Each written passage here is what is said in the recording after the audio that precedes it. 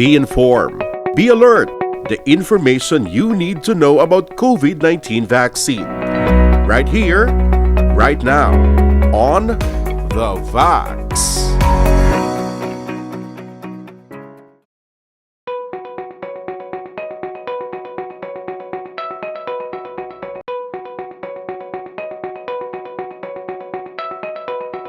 May ara sang isa ka pasyente who is mentally ill nga nakalabot sa among hospital sa Don Benito.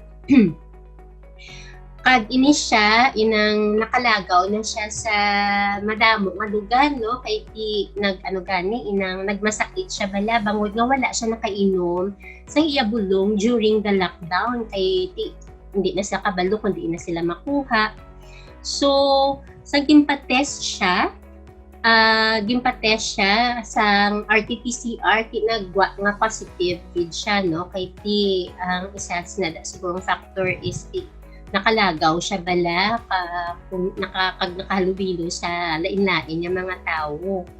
So para sa akon isa gid ka comorbidity ang mental health, although nga daw wala siya na lista sa mga flyers naton nga isa ni siya sa comorbidity, no. So para sa akon isa sila sa mga vulnerable population nga dapat tagaan man natin sang bakuna ang mga may sakit sa paminsaron. Pwede gid sila mabakunahan, no, kay ti ang aton malang contraindication sa bakuna is kung may grabe kagid nga mga allergies, no.